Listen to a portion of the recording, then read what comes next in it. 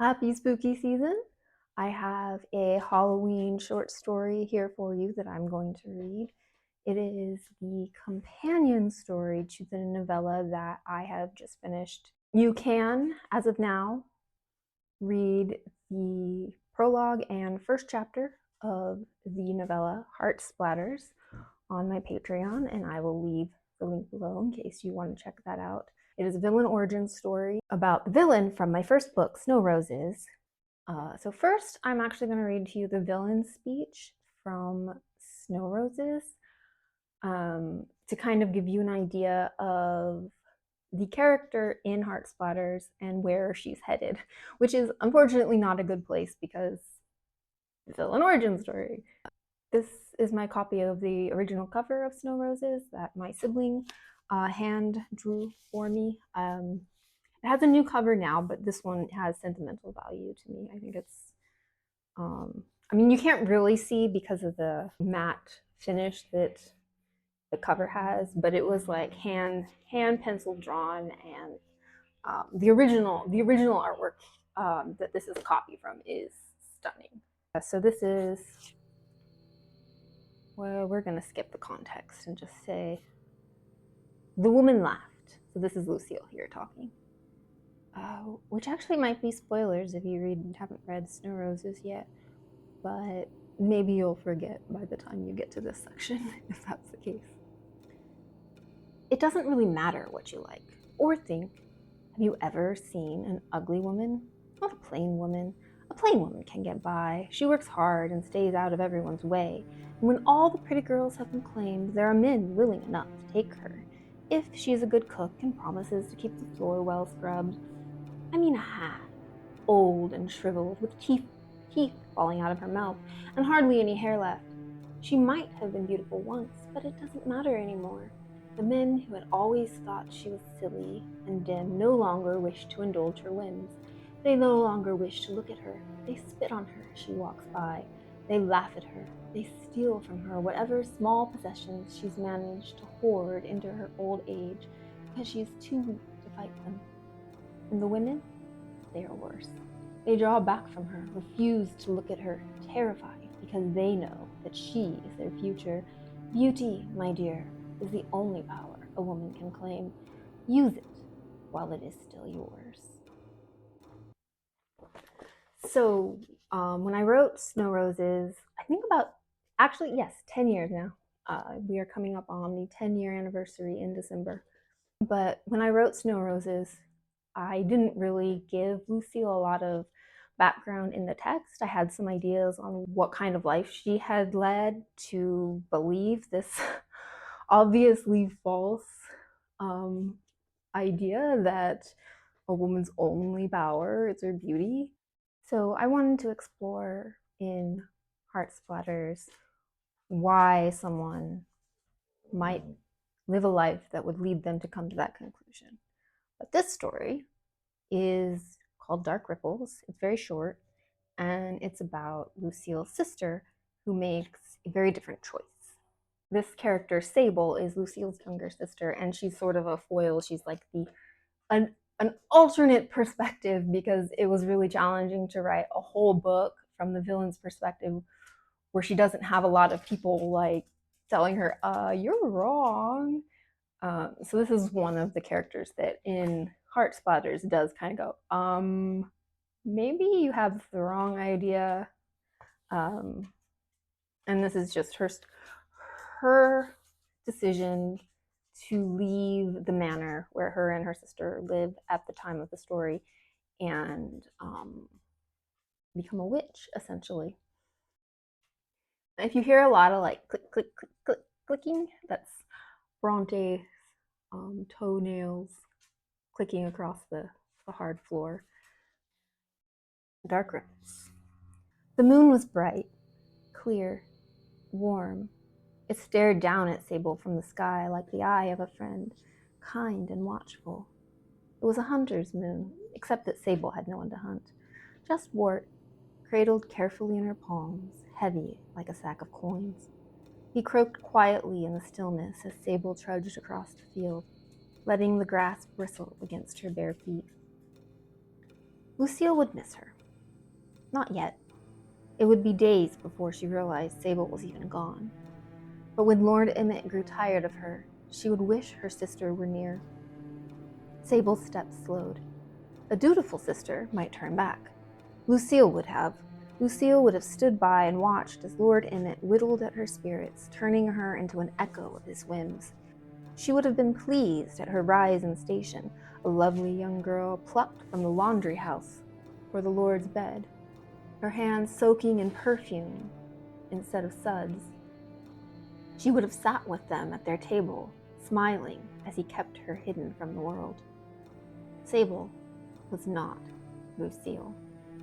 She had no use for jewels and gowns, kisses and sweet words. She only wanted to be a witch. "What is a witch?" she had asked the old woman who was her teacher. She knew it was not simply someone who did magic. That was an alchemist. A witch was more than that. It was not something you did. It was something you were. The old woman had smiled. "You ask good questions," she had said, but gave no other answer. A ghost waved to Sable from across the glen. Sable waved back. The moon was bright enough that she could see his entire form tonight, and not just the patches of him where there were no shadows, like last All Hallows Eve. Sable had met Omar 3 years ago when she and Lucille had first come to work in Lord Emmett's laundry house. He had told her stories about all the places he had traveled, the lords and common folk he had served. He'd been to a land that was all dry earth, grainy like a riverbank, but with no water in sight, and another was hot and steamy like a bathhouse. He'd told her about his death, how Lord Emmett's father had employed him to fix his pewter tankard. Omer had grown tired of his travels. The money was going to be enough for him to set sail for home, but Lord Emmett's father had not given him enough time for the work. The tankard had leaked ale on the Lord's new silk shirt, and Omar had been arrested by his men and whipped for laziness. His wounds had swelled with infection, but he had had no friends to dress them for him. He had died 4 days later on the riverbank, and no one had buried him. Lucille always told Sable not to make friends with the dead. She said they had enough of their own problems, and listening to their sad tales would only sadden her. But Sable liked the dead. They taught her things the living didn't know. She could see the well now, a small tower of stones near the earthen road. The old woman stood next to it, waiting for Sable, swathed in her usual pile of rags. She had known Sable would come, of course. Sable had known right from the beginning, despite her insistence that it was a choice. "Not all witches are beggars," she had said, over and over, until Sable had started saying it herself. Sable knew it was a choice, but she had always been certain of what she would choose. This was her calling, and her own resolve was stronger than any destiny could have been. Sable reached the well. She placed Wart on her shoulder and let him tangle himself in her long black hair, loose and straight and unruly, all the way down to her waist. Another thing Lucille chided her for. "No one will woo you if you ruin your hair," she would say. But Sable did not want anyone to woo her. Not even men, women, or anyone else who were kinder than Lord Emmett and would not keep her pinned in place like an insect in a box. Sable had no desire for physical touch the way others did. She savored her solitude like a gift. It allowed her to taste the sky with her skin and feel the earth beneath her feet with greater depth. Perhaps that was why this choice suited her. She had never felt more herself than now, standing barefoot before her teacher at midnight on All Hallows Eve. 2 dead women watched from a few feet away. The shadow from the wall made their feet invisible. "Not all witches are beggars," the old woman spoke at last. Her voice was dry and tight. The wrinkles on her neck and around her mouth danced in the brightness of the moon, bold and enchanting. "Not all witches are beggars," Sable repeated, "but I choose to be." The old woman took a pewter tankard from beneath her ragged cloak. She stooped over the well and dipped it into the water, then handed it to Sable, full to the brim. "Drink," she said, "and see your choice." Sable took the tankard with both hands. She stared into the water, smooth and still as glass, and almost as fragile. It held her future, an entity that could shatter at the slightest touch. She drank. Water soaked through Sable's entire being, cool and fresh. It filled her fuller with magic than she had ever been. She felt it in every inch of herself, calm and strong and all-consuming. It swished and swirled inside her until she felt as if she were a cloud about to burst into rain. She pulled the tankard away from her lips, still partially full, and looked again. The water rippled and then began to take shape. Fire, distant but intense, connected to her in ways she didn't know how to understand. A reflection of her own watery voice hidden inside the heat. A bond tied tight with a song so that it kept burning long after her death. Teeth, sharp, cruel, ripping into her flesh until her heart stopped beating. Thread, spinning between her fingers as she sang and told tales, surrounded by children's laughter. A warm hearth waiting for her in her old age. Strangers, some friendly, others harsh and unkind, always seeking her, finding her, needing her. Stones, flung at her in hate and fear, hard and unforgiving, tied around her ankle, pulling her to the bottom of a river. Water, her own savior, unable to drown her, lapping against the stones, eroding them with its caress, gently lifting her to the surface and carrying her to safety. Healing, her own and all she could offer to the world in its pain and brokenness, things becoming whole at her touch, watered by the sound of her voice. The ripples glistened in the tankard, then became still. Sable drank the water that remained, sealing her fate, accepting it, welcoming it despite the pain and hunger that came with it. "I have nothing left to teach you," the old woman said. "You know the sky and feel the earth. You see the dead and listen to their lives. You sing the truth. You are the questions. Water is your language, your path, and your constant renewal. Let the world be your teacher now. Let your song be your lesson."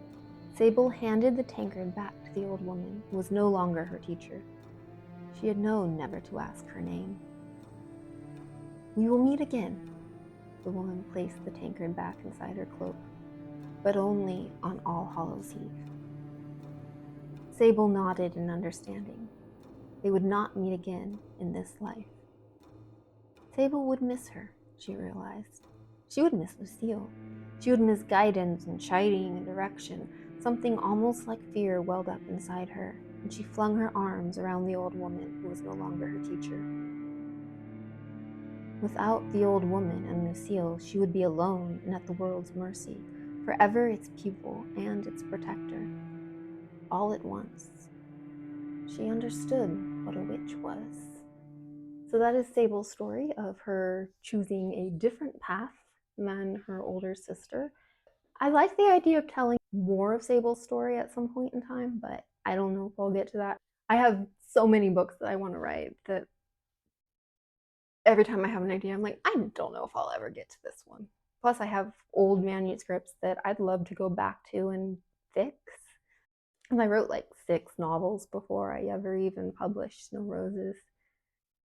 So they're all tucked away in various files and drawers and on my bookshelf and such. Thank you for listening, and I hope you are having a very, very spooky, spooky season. If you are interested in checking out Heart Splatters, go ahead and check out my Patreon. The book form will be available eventually, but I'm starting with releasing it on Patreon. I feel like I should say one more thing before I sign out, but I don't know what. Well, happy October, guys.